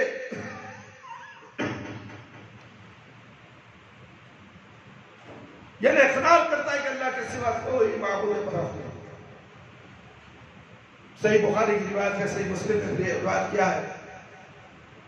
یاد رہے میرے بھائی میرے دوست، قیامت کے روز نبی کریم صلی اللہ علیہ وسلم بھی اسی خوش نصیب کو حاصل ہوگی، شفاعت بھی اسی خوش نصیب کو حاصل ہوگی جس نے اخلاص کے ساتھ توحید الوہیت کا اقرار کیا ہوگا. بولتے نا نبی صلی اللہ علیہ وسلم ہماری شفاعت کر لیں گے، درود پڑھو جی. درود کون سا درود؟ اخلاص اس نے تو درود پڑھو کیا کرتے ہیں؟ 1,00,000 مرتبہ درود پڑھو، کلمہ لا الہ الا اللہ تمہیں معلوم نہیں. کلمہ کا اخلاص کیا نہیں معلوم، خالص لا الہ الا اللہ وہ تمہیں معلوم ہونے کے بعد 1 مرتبہ بھی درود پڑھو، اللہ رب العالمین نبی کریم صلی اللہ علیہ وسلم تک درود پہنچا دیتے ہیں. ہر جمعہ میں 10 مرتبہ درود پڑھو، جنت کے قریب ہو جاؤ. سلام پھرے بھاگ، سلام پھرے بھاگ، جیسے کہ یہاں پر آگ لگی ہوئی ہے. آپ نماز مسجد میں بیٹھے ہو، الحمدللہ اللہ آپ کے پر نظر رکھا ہوا ہے، فرشتے آپ کے پر نظر رکھے ہوئے ہیں، فرشتے موجود ہیں اس مسجد میں. جمعہ کے دن فرشتے مسجد میں ہوتے ہیں، اعلان کیا جاتا ہے کہ کون پہلے آئے گا. امام کے منبر پر چڑھنے سے پہلے جو آئے گا اسے اونٹ کا ثواب، گائے کا ثواب، بکرے کا ثواب، مرغے کا ثواب، انڈے کا ثواب. اور فرشتے جب امام صاحب منبر پر چڑھ گئے تو فرشتے دفتر بند کر پہلے صف پہ بیٹھتے ہیں. ہمیں نظر نہیں آتے، بیٹھے ہیں، ہم فرشتوں کے درمیان ہیں. اللہ رب العالمین فرماتے ہیں تم نماز کی حالت میں بیٹھے ہو، یہ تم بیٹھے ہو، نماز کا ثواب تمہیں مل رہا ہے جب تک کہ اس مسجد سے باہر نہ چلا جاؤ یا وضو نہ ٹوٹ جائے. تمہارا وضو ٹوٹ گیا تو نماز کا جو ثواب ہے وہ منقطع ہو جائے گا. اخلاص ہونا چاہیے. 10 مرتبہ درود پڑھو، تمہاری ہر پریشانی، ہر تکلیف دور ہو جائے گی، روزیاں تمہیں ملیں گی، صحت و عافیت رہو گے. ہم درود شریف جو تشہد میں پڑھتے ہیں وہ پڑھنے کے لیے کہا جاتا ہے. جو بناوٹی درود شریف ہے اس کے ہم قائل نہیں، وہ تو بدعتی ہیں، مشرک ہیں، نہ جانے اس کے ساتھ کیا کیا لگا کے بڑا چمبا کر کے پڑھتے ہو. قرآن سے ثابت نہیں. اللہ کے نبی صلی اللہ علیہ وسلم پر جو درود بھیجنا ہے وہ جو آپ نماز میں تشہد میں پڑھتے وہی درود ہے، اس کو کثرت سے پڑھو. وہ درود اللہ کے پاس اللہ کے نبی صلی اللہ علیہ وسلم پہنچا دیا جائے. کیسے پہنچایا جاتا ہے اللہ کو معلوم. حجت قائم مت کرو، یہ کیسا وہ کیسا، زندہ ہی کیا مر ہی کیا، وہ سب ہونا نہ کرو. انتقال ہو گیا قرآن میں بول دیا، بھروسہ کرو اللہ پر. 12 ربیع الاول انتقال کا دن لوگ جشن منا رہے ہیں، مٹھائیاں بانٹ رہی، شربت بانٹ رہی. بلکہ 12 ربیع الاول میں اللہ کے نبی صلی اللہ علیہ وسلم کا انتقال ہوا. اس انتقال کی خوشیاں منانے والا یہ رافضی اشیاء ہر مسلمان اس کا ساتھ دے. تو ہم مسلمان کیسے ہوں؟ ہم مسلمان کیسے اور اپنے گھروں میں اچھا کھانا پکاتے ہیں، تقسیم بھی کرتے ہیں اور بچوں کو اچھے اچھے کپڑے پہناتے ہیں۔ کیا برتھ ڈے منانا جائز ہے؟ یہ برتھ ڈے کی روایت کہاں سے آئی؟ یہودیوں سے، نصرانیوں سے آئی۔ نصرانی برتھ ڈے مناتا ہے، اب تم مسلمان ہو کر برتھ ڈے مناتے ہو، ہر سال اپنے بچوں کا برتھ ڈے مناتے ہو، خود بھی مناتا ہے، بیوی کا مناتا ہے، اپنے بچوں کا منواتا ہے، پھر سال میں ایک بار نبی صلی اللہ علیہ وسلم کا برتھ ڈے مناتا ہے۔ کہ اللہ کے نبی صلی اللہ علیہ وسلم نے برتھ ڈے منایا، اپنا منایا، ایک رائی کے دانے کے برابر ثبوت نہیں ہے۔ یہ جتنے بھی ثبوت پیش کرتے جھوٹے، ضعیف، من گھڑت، اس کے پیچھے مت جاؤ میرے بھائی، میرے دوست۔ ابو ہریرہ رضی اللہ عنہ بیان کرتے کہ رسول اللہ صلی اللہ علیہ وسلم نے پوچھا، لقد ظننت یا ابا ہریرہ الا يسألني عن هذا الحديث احد اولى منك لما رأيت من حرصك على الحديث اسعد الناس بشفاعة يوم القيامة من قال لا اله الا الله مخلصا من قلب نفسه۔ اے ابو ہریرہ رضی اللہ عنہ، مجھے یقین تھا کہ اس بارے میں تم ہی سوال کرو گے، کیونکہ تمہیں احادیث سننے کا زیادہ شوق ہے، تمہیں احادیث سننے کا زیادہ شوق رہتا ہے۔ ہم مسلمانوں کو شوق کہاں ہے؟ ہم عالموں کے، مفتیوں کے قول سننے کے، کہانیاں، کرشمے، اللہ اکبر، جھوٹے کرشمے سننے کے خواہش ہیں۔ فلانے مولوی صاحب بولے، فلانے بابا بولے، ایک طرف پھرے تو سلام، 1 لاکھ آدمی مسلمان، ارے کیا بات بھئی، وہ سی حدیث میں ہے یہ؟ ایسا واقعہ کوئی اللہ کے نبی صلی اللہ علیہ وسلم سے ثابت نہیں، تو یہ اولیاء اللہ کو آ گیا۔ گاڑی میں پیٹرول نہیں تھا، پانی ڈالتے گاڑی چلنا شروع ہوئی، اللہ۔ اب ڈال تو دیکھو، مہنگا پیٹرول ہوگا، پانی ڈال کو چلاؤ کرنا نہیں ہے۔ جماعت والے کو بولو چلاؤ، نہیں چلا سکتے میرے بھائی، یہ سب من گھڑت سے لوگوں کو اپنی طرف کرنے کے لیے، اپنی جماعت کو بڑی بنانے کے لیے، اپنے مسجدوں کو، اپنے مدارس کو آباد کرنے کے لیے شرک کا سہارا، بدعت کا سہارا لیتے ہیں۔ توحید خالص کہاں ہے؟ مسجد تقویٰ میں ہے۔ اللہ اکبر۔ اسی لیے لوگ یہاں کم ہے میرے بھائی۔ آپ سوچتے ہو کہ کیا ہے ایسی نہیں، اچھی بات سننے نہیں آتے، صحیح باتیں سننا نہیں چاہتے، قرآن سننا نہیں چاہتے، احادیث سننا نہیں چاہتے میرے بھائی۔ آج دنیا ہے نا، بھاگ رہی ہے، دنیا کے پیچھے لوگ بھاگ رہے ہیں، دنیا وقت نہیں ہے سننے کے لیے، خالص دن کیا ہے جاننے کی فرصت نہیں، موت سر پر کھڑی ہوئی ہے، معلوم نہیں اس کو، دنیا کے پیچھے بھاگ رہا ہے، اپنے بھی بچے کو بھگا رہا ہے، بچی کو بھی بھگا رہا ہے، ہاتھ میں 40,000 کا 1 لاکھ کا موبائل دے دیا، صبح سے شام تک موبائل۔ کیا ترقی کریں گے لوگ؟ بگڑ گئے بچے، چھوٹا بچہ جو ہے 6 سال 7 سال کا، 12 سال کا ہو گیا، معلوم اس کا ذہن خراب ہو چکا ہے فحش دیکھ کر۔ اسکولوں میں بھی فحش سکھایا جا رہا ہے، تعلیم دی جا رہی ہے فحش کی، زنا کیسے کیا جاتا ہے، مباشرت کیسے کی جاتی ہے، بچوں کو پڑھایا جا رہا ہے میرے بھائی، وہاں پڑھ رہے ہیں، دیکھ رہے ہیں، کیا ذہن بڑھ رہا ہے، تم دیکھ رہے ہو، عیسائیوں کے مدرسے میں تم داخل کرتے ہو اپنے بچوں کو، او مائی گاڈ پڑھایا جا رہا ہے۔ ہم نے ایک واقعہ سنا، فنکشن کے دن تمام مذہب کے دیوتاؤں کے نام لکھے تھے، اس میں اللہ کا بھی نام تھا، اور اوپر سے ایک تھیلی آ رہی تھی، بچے پکار رہے تھے، او مائی گاڈ۔ جب بچے پکارے تو تھیلی کھلی تو کچھ نہیں ہے، خالی ہے، پھر دوسرے بھگوان کو پکارا گیا، پھر بھی خالی، پھر تیسرے بھگوان کو پکارا گیا، پھر بھی خالی، ایک بھگوان کے اس میں تو کچرا رکھا ہوا ہے، اللہ اکبر، اور اللہ کا نام لیا گیا تو وہ بھی خالی تھیلی، او جیسس مائی گاڈ۔ جب تھیلی نکلی تو اس کے اندر چاکلیٹ بھرے ہوئے، اللہ اکبر۔ بچوں کا ذہن کیسا خراب کر رہے ہیں دیکھو، عیسائی کی مدد سے تم خوش ہو جاتے ہو، کانوینٹ اسکول، سنٹ جانس اسکول، اللہ اکبر، کیا کیا نام تمہیں دے کر بڑی بڑی نوٹیں، ڈگریاں تمہارے پاس سے پیسے تک، گینگ بیلنس سب پورا خالی کر لیا جاتا ہے، اور تمہارا ایمان، تمہارے بچوں کا ایمان خراب کیا جاتا ہے۔ تم کلمہ لا الہ الا اللہ پڑھنے کا کیا فائدہ تمہارے بچے زہر دماغ میں گھس رہے ہیں، جب بچہ بڑا ہوگا تو وہ کہے گا جیسس بھی تو اللہ کا بیٹا ہے، اللہ ہی ہے، قرآن میں ذکر ہے نا ابا جان، اس کے ذہن کو پھر تم موڑ نہیں سکتے. وہ کسی عیسائی لڑکی سے محبت کر کے شادی کر لے گا، چرچ میں جا کے نکاح کر لے گا. معلوم ہے تمہیں کتنا بڑا نقصان ہوگا تمہارا. یہ بچے جو ہیں تمہارا سرمایہ ہیں، یہ اللہ کی نعمت ہے، اس کی حفاظت کرو. کیا ہمارے مدارس بند ہو گئے؟ ہمارے اسکولیں کیا بند ہو گئی؟ کتنے اسکول ہم لوگ کھولے مسلمان، وہاں جمانا نہیں چاہتے اس لیے کہ وہاں پڑھا تو امریکہ جاتا نہیں. ہندوستان میں بھی سے نوکری نہیں ملتی، باہر میں کہیں نوکری. آج کتنے بھی انجینئر ہوٹلوں میں کام کر رہے ہیں، کولی کا کام کر رہے ہیں، تجارت کر رہے ہیں، چھتریاں بیچ رہے ہیں، حصیر بیچ رہے ہیں. کیا ہو گیا؟ ڈگریاں کام آئی؟ کام نہیں آتی میرے بھائی ڈگری. اخلاص کے ساتھ قرآن اور حدیث کا تعلیم دو، اللہ اور اللہ کے رسول کی تعلیم کے ساتھ دنیا کی تعلیم دو، تو وہ تعلیم کے اندر اللہ رب العالمین برکت دیں گے.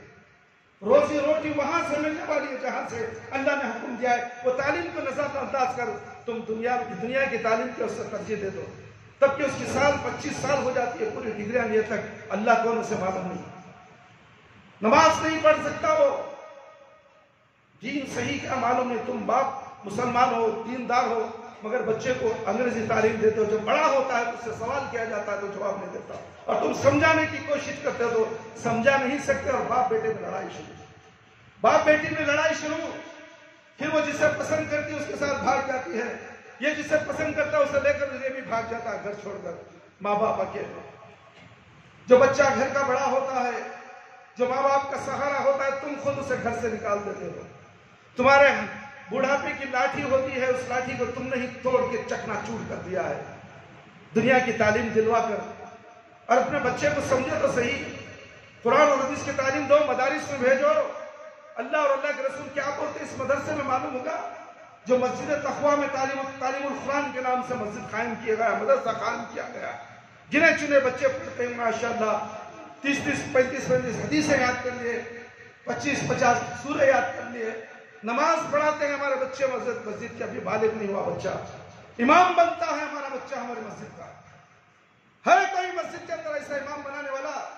چھوٹا بچہ 8 سال کا بچہ اذان دیتا ہے، 6 سال کا بچہ اذان دیتا ہے ہماری مسجد کے اندر.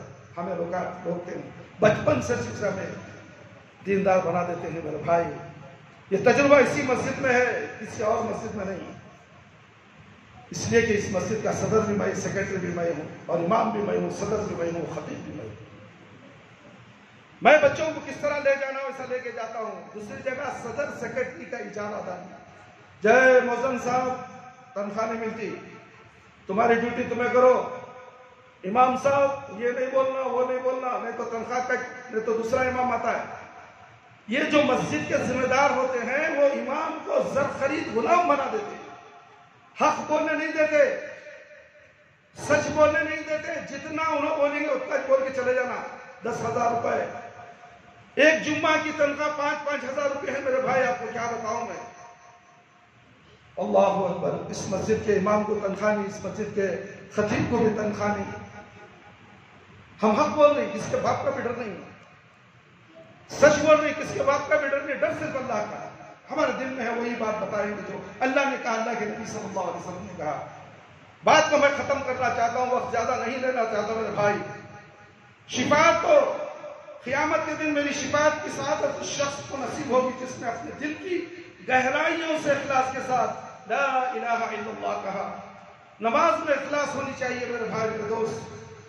ارشاد گرامی ہے، من صلی اللہ 40 یوما فی جماعت يدرك التكبيرة الأولى كتب له براءتان، براءة من النار وبراءة من النفاق. سنن ترمذی کی روایت ہے، جو شخص اللہ کی رضا کے لیے 40 دن اسی طرح با جماعت نماز پڑھے کہ تکبیر اولا بھی فوت نہ ہو، تو اللہ تعالیٰ کی طرف سے اس کے لیے 2 چیزوں سے برات لکھ دی جاتی ہے، ایک جہنم کی آگ سے اور نفاق سے. اللہ اکبر. 40 دن تک فجر کی نماز چھوڑے بغیر کون نمازی ہے؟ بتاؤ میرے بھائی. تو جنت کیسے ملنے والی تمہیں؟ اللہ کے نبی صلی اللہ علیہ وسلم کی بات کیا جھوٹی ہو سکتی ہے؟ ہرگز نہیں ہوتی میرے بھائی. اللہ کے نبی صلی اللہ علیہ وسلم نے کہہ دیا کہ 40 دن تکبیر تحریمہ جو امام اللہ اکبر کہتا ہے اس میں صف میں کھڑے ہونا چاہیے 40 دن. جہنم کی آگ اسے چھو نہیں سکتی، اس کے اندر نفاق نہیں، یہ بھی صحیح وہ بھی صحیح، یہاں بھی صحیح وہاں بھی صحیح، یہ مسجد کی باتیں بھی صحیح وہ مسجد کی باتیں بھی صحیح، فرق نہیں کر سکتا، انہوں بھی برابر اس کو لینا انہوں بھی برابر اس کو لینا. 40 دن نماز پڑھ آ کے انشاءاللہ تجھے نفاق کیا چیز ہے معلوم ہو جائے گی، اور اسے دین کے معاملے میں فرق بھی آ جائے گی. خالص دین کیا ہے، خالص عبادت کیا ہے. سجدوں میں بھی اخلاص ہونا چاہیے. صوبان رضی اللہ عنہ کا بیان ہے کہ انہوں نے رسول اللہ صلی اللہ علیہ وسلم نے ارشاد فرما علیک بکثرۃ السجود فإنک لا تسجد للہ سجدۃ الا رفعک اللہ بها درجۃ وحط عنک بها خطیئۃ. صحیح مسلم کی روایت ہے تم زیادہ سے زیادہ سجدہ کیا کرو، کیونکہ تم اللہ کی رضا کے لیے ایک سجدہ کرو گے تو اس کے بدلے تمہیں تمہارا ایک درجہ بلند کر دے گا اور تمہارا گناہ مٹا دے گا. اللہ اکبر میرے بھائی میرے دوست. عثمان رضی اللہ بیان کرتے ہیں کہ رسول اللہ صلی اللہ علیہ وسلم نے فرمایا من بنا مساجدا یبتغی به وجہ اللہ بنی اللہ لہ مثلہ فی الجنہ. صحیح بخاری کی روایت ہے میرے بھائی، جو شخص اللہ کی رضا کو طلب کرتے ہوئے مسجد بنائے اللہ تعالیٰ جنت میں اس کے لیے اس جیسا گھر بنا دیتا ہے. اس طرح نبی کریم صلی اللہ علیہ وسلم کا ارشاد گرامی من بنا مسجد اللہ کمفحص فطاعت او اصغر بنی اللہ له بیتا فی الجنہ. جو شخص اللہ کے لیے مسجد بنائے پرندے کے گھونسلوں کے مانند یا اس سے بھی چھوٹی تو اللہ تعالیٰ اس کے لیے جنت میں گھر بنا دیتا ہے. میرے بھائی میرے دوست اللہ اکبر قربان جائیے. اللہ تعالیٰ جو انعامات ہمیں دے رہے ہیں وہ انعامات ہم لینے کے لیے تیار نہیں. ایک گھونسلہ ہی صحیح، یہ مسجد تو اتنی بڑی تیار ہو چکی ہے، اس مسجد کے کام کے لیے آپ خرچ کر لیے گھونسلے کے برابر ہی شریف. اس مسجد کے لیے 6 لاکھ کی ضرورت ہے. آپ اس میں تعاون کر سکتے ہیں، نہیں کر سکتے تو کسی اور کو بول کر تعاون کر سکتے ہیں. جنت میں دنیا میں ایک گھونسلے کے مطابق، ایک گھونسلے کی جگہ تم نے خرید لی مسجد کی، تم نے اگر اس کے لیے تعاون کر دیا تمہارے حیثیت کے مطابق، جو مالدار ہو مالدار کی حیثیت کے مطابق آپ نے حیثیت کے حساب سے جو مسجد کے لیے دے دیا، مسجد کے کام کے لیے جو رکاوٹ بنی ہوئی رجسٹر کا، اس رجسٹر کے لیے تم ساتھ دے دیا تو اللہ تعالیٰ تمہارے لیے مسجد کے اندر ایک گھونسلہ بنانے کا ثواب اور پھر جنت الفردوس میں محل آپ کا رجسٹر ہو گیا. ہے تیار؟ وَمَثَلَ الَّذِينَ يُنْفِقُونَ أَمْوَالَهُمْ ابْتِغَاءَ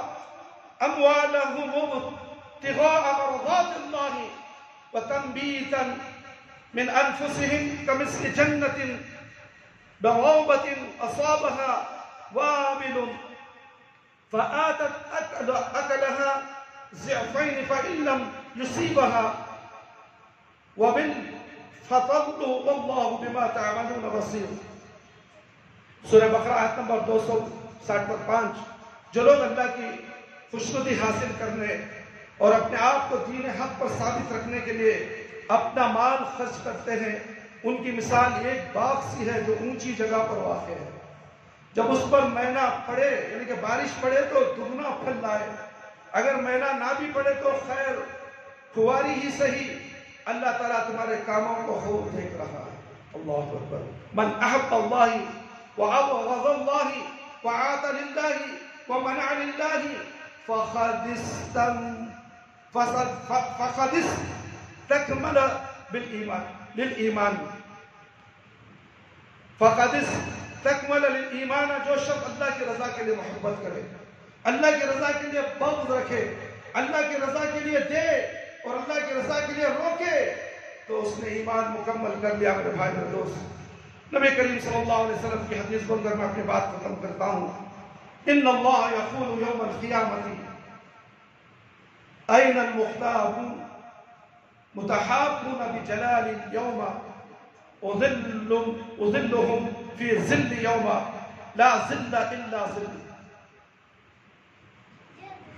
اللہ اکبر اللہ اکبر. صحیح مسلم کی روایت ہے، بے شک اللہ تعالیٰ قیامت کے دن ارشاد فرمائے گا آج میری خاطر محبت کرنے والے کہاں ہیں؟ آج میرے خاطر قیامت کے دن یہ پوچھے سو دنیا میں نہیں، خبر میں بھی نہیں. قیامت میں اللہ پوچھے گا میرے سے محبت کرنے والے کہاں ہیں بھائی؟ سب منڈیاں جھگا کھڑی، 990 پر 9 آدمیاں منڈیاں جھگا لیں گے، ایک آدمی اٹھے گا بھائی ہوں اللہ. خالی منڈی اٹھائے گا، بس بولنے کی ضرورت بھی نہیں، وہاں سوچنے کی ضرورت نہیں، آزو بازو دیکھنے کی ضرورت نہیں. نفسی نفسی کا عالم اس وقت اللہ پوچھیں گے میرے سے محبت میرے خاطر محبت کرنے والے لوگ کہاں ہیں؟ میں انہیں اپنے سائے میں جگہ دیتا ہوں، جبکہ آج میرے سائے کے علاوہ کوئی سایہ نہیں ہے. اس مسجد کے لیے دے جاؤ میرے بھائی. ہر جمعہ اعلان کرتا ہے تو 600 روپے چندہ ہوتا ہے. کتنی شرم کی بات ہے. دیکھو ایک مسجد کھڑی ہوئی ہے، اس کے اخراجات ہیں، اتنے اخراجات ہیں میرے بھائی. میری تنخواہ چھوڑ کے اس کا خیال کرو. آپ ہی کے تعاون سے اس مسجد کے اخراجات پورے ہوتے ہیں. آپ دینے کے لیے بخیل کیوں کرتے ہو؟ بیڑی پان پڑا کھانے والا شخص ہفتے میں 500 روپے بیڑی سگریٹ پان پڑا کے لیے خرچ کرتا ہے. ہفتے میں ایک بار 100 روپے 200 روپے دینے کے لیے اسے دل نہیں ہوتا میرے بھائی. اللہ کے گھر اللہ کا سایہ نصیب نہیں ہے.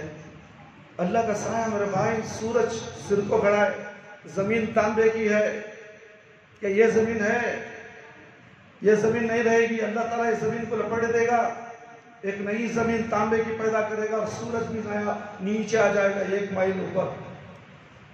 کیا حالت ہوگی اس وقت؟ دیکھ کے جاؤ. تمہاری مسجد ہے یہ، تم نماز پڑھتے ہو، دعا کرتے ہو، اخلاص کے ساتھ آتے ہو. اللہ اور اللہ کے رسول کی باتیں سن کر تمہارا ایمان مضبوط ہوتا ہے. اپنا ایمان مضبوط کر لو اور مسجد کے لیے تعاون کرتے ہوئے جاؤ تاکہ اللہ تعالیٰ آپ کو دینے والا بنائے، سخی بنا کر دنیا سے اٹھائے. اب دینے والے بن کر اٹھو. قیامت کے دن جب میدان حشر میں اٹھایا جائے گا، پلسرات میں چلایا جائے گا، میدان حشر کا ایک دن 50,000 سال کا ہوگا میرے بھائی میرے دوست. وہاں کیسے کھڑے رہو گے؟ جو مومن ہوگا، جو اللہ کی خاطر محبت کرنے والا ہوگا، اس کے لیے میدان حشر کا وقت صرف ظہر سے عصر کا وقت ہے. ایک 50,000 سال کا نہیں ہوگا اس کے لیے. اسے ایسا محسوس ہوگا کہ ظہر سے عصر وقت تک میں کھڑا ہوں. اسے کوئی تکلیف بھی نہیں ہوگی. جیسا کہ نزلہ زکام ہوتا ہے اس طریقے کا اثر دکھایا جائے گا اسے قیامت کے دن، جو اللہ کا ہوتا ہے. پیر و مرشد کا نہیں، ملا مفتی کا نہیں، اماموں کے پیچھے دوڑنے والوں کا نہیں، صرف وہ امام جسے اللہ نے امام بنایا. اللہ نے کسے امام بنایا میرے بھائی؟ ذرا بتاؤ تو دیکھ، کسے بنایا اللہ امام؟ ساری کائنات کے امام پیارے نبی محمد صلی اللہ علیہ وسلم. اس کے بعد کوئی امام ہے؟ وہ امام کو چھوڑ کر دنیا کے اماموں کے پیچھے میرا امام، تیرا امام، اس کا امام، اس کا امام، نہ جانے کیا کیا جھگڑے فساد، مسلکوں کے جھگڑے تم نے بنا رکھے. مسلک کہاں کا مسلک؟ اللہ نے بنایا مسلک؟ اللہ نے مسلک نہیں بنایا میرے بھائی. اللہ نے تو دین اسلام بھیجا ہے تمہارے لیے، خالص اسلام. اور ہم کس کے امتی ہیں؟ محمد صلی اللہ علیہ وسلم. ہم محمدی بننا ہے. ہمارا نام اسلام ہے، مسلم ہے، محمدی مسلم ہے. ہم نہ جانے کیا کیا نام لگا لے رہے ہیں مسلمانوں کے ساتھ. شافی، حنفی، مالکی، قادری، چشتی، پادری، نہ جانے کتنے نام. کیا یہ نام تمہیں جنت کو پہنچائیں گے؟ خبر میں بھی تمہیں سکون نہیں ملے گا. خبر کے اندر جو عذاب ہونے والا ہے اس عذاب سے نہیں بچو گے. اس خبر کے اندر بھی تمہیں سوال کیا جائے گا، من ربک کا، ما دینک کا، من نبیک کا، من امامک کا نہیں، من مرشدک کا نہیں، من ولیک کا نہیں، جن کے پیچھے تم دنیا میں بھاگتے ہو. گلے میں تعویذ، ہاتھوں میں تعویذ، پاؤں میں تعویذ، فاتحہ 11ویں 12ویں مرشدوں کے کہنے سے تم بناتے ہو. خبر کے اندر ان مرشد کے بارے میں سوال نہیں ہے. اللہ کے نبی صلی اللہ علیہ وسلم کے بارے میں سوال ہوگا تمہیں. نبی صلی اللہ علیہ وسلم کو کے بارے میں تم کیا جانتے ہو؟ فرشتہ اٹھا کر بٹھا کر پوچھے گا، تم کیا جواب دو گے؟ ہائے لا ادری، میں کچھ نہیں جانتا. لوگ جو دنیا دنیا میں کرتے تھے وہ کرتا تھا. ملا نے بولا، مرشد نے بولا، پیر نے بولا، میرے باپ دادا نے بولا، وہی کرتا رہا. دیکھ اس جنت کی طرف دیکھ. کاش کہ تو دنیا میں پیارے نبی صلی اللہ علیہ وسلم کیا کہے اس پر عمل کر کے آتا. اللہ کون ہے؟ جان کر آتا. دینے والا کون؟ نقصان کا مالک کون ہے؟ جان کر آتا. تو آج تو دیکھ ادھر، یہ جنت ہے، اس پر قیامت تک دلہن کی طرح سوتے رہتا. مگر آج تجھے وہ جنت کا باب تیرے لیے بند کر دیا گیا ہے، اور یہ دوزخ کا دروازہ تیرے لیے کھول دیا گیا ہے، اور تو اس میں آگ کے بچھانے میں تو ہمیشہ ہمیشہ کے لیے قیامت تک سوتا رہے. فیصلہ ہو یہاں ناکام، فلسرات میں بھی ناکام، یہاں ناکام، میدان حشر میں بھی ناکام، یہاں ناکام، خبر کے اندر حوض کوثر میں پانی نہیں ملنے والا. یہ باتیں بنیادی باتیں اس لیے میں آخری میں بولتا ہوں، اس لیے کہ لوگ جمع ہوتے ہیں. پہلے بہت سی باتیں خالص اخلاص کے تعلق سے، قبول عمل کا اخلاص کے ساتھ اس کا اثر، اس کے تعلق سے میں نے بہت سے باتیں بتائی. لوگ نہیں. میرا بھائی یہ جمعہ کا خطبہ جو ہے یوٹیوب میں آ رہا ہے، آپ اسے ضرور سنیں. تقوی، تعلیمات تقوی کے نام سے یوٹیوب میں میرے بیانات ہوتے ہیں. خالص قرآن و حدیث میں ہوتے ہیں. حق ہوتا ہے، سچ ہوتا ہے. چاہے مجھے مار ڈالے، چاہے مجھے برا بھلا بولے، جو مجھے برا بھلا بولے گا اس کی نیکیاں میرے اکاؤنٹ میں شمار ہو جاتی ہیں، اور میرے گناہ ہوں گے. اللہ معاف کرے. کوئی انسان خسارہ، ہر انسان خسارہ نہیں. غلطیاں ہر انسان سے ہوتی، شاید میرے گناہ ہوں گے اس کے اوپر ٹرانسفر ہو جاتے ہیں. اس لیے علماء کو، جو حق بولنے والے علماء ہیں، ان کو گالی مت دو، برا بھلا مت کرو. سنو، اگر پسند نہیں ہے خاموش چلے جاؤ. اللہ ہدایت دے گا تو تم عمل کرو گے. اللہ ہدایت نہیں، ہدایت اللہ سے مانگو. ہمارا کام بولنے کا ہے، ہمیں کسی کو تکلیف پہنچاتے نہیں. کسی مسلک سے ہمارا کوئی بیر نہیں ہے. یہاں اس مسجد کے اندر ہر مسلک کا آدمی نماز پڑھنے آتا ہے. یہ مسجد ہر مسلک کے نمازیوں کے لیے ہے، خالص اہل حدیثوں کے لیے نہیں. تمام لوگ جمیں گے تو نہ دین معلوم ہوگا، تمام لوگ آئیں گے تو نہ معلوم ہوگا. ہر مسلک کا آدمی آئے گا، اللہ کیا ہے، اللہ کے نبی کیا بول رہے معلوم کرنے کر جائے گا تو اسے احساس ہوگا. پھر اللہ سے دعا کرے گا، اللہ مجھے دین کی سمجھ عطا کر، اللہ مجھے دین سمجھا دے، صراط مستقیم پر چلا دے. یہ کہے گا اور اللہ سے دعا مانگے گا، اللہ ضرور اسے ہدایت دے گا. اس لیے میرے بھائی میرے دوست، اللہ سے ڈریے. اللہ تعالیٰ کا ارشاد ہے، قال اللہ عز وجل المتحابون فی جلال لهم منابر من نور یغبطهم النبیون والشہداء. اللہ تعالیٰ کا ارشاد ہے کہ میرے خاطر محبت کرنے والوں کہ اللہ ایسے روشن منبر ہوں گے جن پر انبیاء اور شہداء بھی رش کریں گے. اور ابو ادریس الخوانی رحمۃ اللہ علیہ بیان کرتے ہیں کہ انہوں نے معاذ بن جبل رضی اللہ عنہ سے کہا، میں آپ سے اللہ تعالیٰ کی رضا کے لیے محبت کرتا ہوں.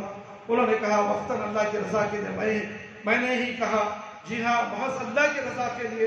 تو انہوں نے کہا، آپ کو خوشخبری ہو، کیونکہ میں نے رسول اللہ صلی اللہ علیہ وسلم سے سنا تھا کہ آپ نے فرمایا قال اللہ تبارک و تعالی وجبت محبتی للمتحابین فی المتجالسین فی المتزاورین فی المتتابزین بذلیل فی. تبارک تعالی اللہ تبارک اللہ فرماتے ہیں، میری محبت ان لوگوں کے لیے واجب ہو جاتی ہے جو میری رضا کے لیے ایک دوسرے سے محبت کرتے ہیں. اللہ اکبر. ایک دوسرے سے مل بیٹھتے ہیں. اللہ اکبر. بیٹھیں گے نا، کون کس مسلک سے تعلق رکھیں گے؟ اللہ کی محبت کے لیے یہاں بیٹھیں. اللہ کی محبت کے لیے ہر کام کرو، اللہ کی محبت کے لیے، لوگوں کو دکھانے کے لیے نہیں، عالموں کو دکھانے کے لیے نہیں، ماں باپ کو دکھانے کے لیے نہیں، حکمرانوں کو دکھانے کے لیے نہیں، صرف اللہ کی محبت کے لیے. اور اللہ کی محبت کے لیے ایک دوسرے کی زیارت کرتے اور ایک دوسرے پر خرچ کرتے ہیں. میرے بھائی، یہ ایک دوسرے پر خرچ کرو. ہمارے بھی دوست احباب میں، رشتہ داروں میں غریب بھی لوگ ہیں، مسکین بھی ہیں، بیوہ بھی ہے، غیر شادی شدہ بھی ہیں. اور طلاق یافتہ عورتیں بھی ہیں، نہ جانے کیا کیا مصیبتیں جھیل رہی ہیں، تو ان کا بھی خیال کرتے ہوئے اپنے پڑوس میں، اپنے گھر میں، اپنے رشتہ داروں میں سب سے اپنا گھر، اس کے بعد اپنے بھائی کا گھر، اپنے بہن کا گھر، اپنے پھوپھی کا گھر، اپنے خالہ کا گھر، اپنے رشتہ داروں کے گھر میں جو بھی تنگ دستی کا مبتلا ہے ان کے لیے فی سبیل اللہ کچھ دے دیا کرو، تاکہ اللہ کی محبت کے لیے دے دیا کرو۔ کوئی قرض بھی دیتا تو قرض حسنہ دو، لینے کی امید مت رکھو، اس کا بدلہ اللہ رب العالمین 70 گنا زیادہ آپ کو دینے والے ہیں۔ تو اللہ کے لیے بھی صدقہ کرو۔ اللہ اکبر، قرض حسنہ، اللہ پوچھ رہا قرض حسنہ مجھے دو، وہ کتنا بڑا آسان ثواب ہے۔ 70 گنا زیادہ 1 روپے کے لیے، 1000 روپے دے دیے، 10,000 روپے دے دیے مزید کے کام و کاج کے لیے، کتنے ہو گئے حساب ڈال لو میرے بھائی۔ وہاں کوئی ساتھ دینے والا نہیں۔ ایسی نیکیاں حاصل کرنے کی کوشش کرو۔ اللہ تعالیٰ سے دعا ہے کہ اللہ تعالیٰ مجھے اور آپ تمام کے تمام قرآن و حدیث کی باتیں سن کر اس پر زیادہ سے زیادہ ہمیں عمل کرنے کی توفیق عطا فرمائے۔ اللہ تعالیٰ ہمارے لیے 5 وقت نماز کی پابندی کروا دے، ہمیں 5 وقت نماز پڑھنے کی اللہ ہمیں توفیق دے دے، وقت پر نماز پڑھنے کی توفیق دے دے، ایک اللہ کی عبادت کرنے والا بنا دے، ایک نبی صلی اللہ علیہ وسلم کی شریعت پر عمل کرنے والا بنا دے، نبی کریم صلی اللہ علیہ وسلم کی سنت کے مطابق نماز ادا کرنے والا بنا دے۔ اللہ اکبر، جو نماز پیارے نبی صلی اللہ علیہ وسلم کی سنت کے مطابق نہ ہو وہ نماز برباد ہے، برباد ہے، برباد ہے۔ اللہ اکبر، نبی کا طریقہ تمہیں پسند نہیں ہے نماز کا طریقہ؟ نماز دین کا ستون ہے میرے بھائی، نماز خبر میں دنیا میں، خبر میں آخرت میں روشنی ہے۔ اس نماز کو ہم اماموں کے پیچھے لگا دیے۔ اللہ اکبر، بچائے ان اماموں کے پیچھے، وہ اماموں کے نام سے، وہ مسلک کے نام سے نمازیں بنا دی گئی ہیں۔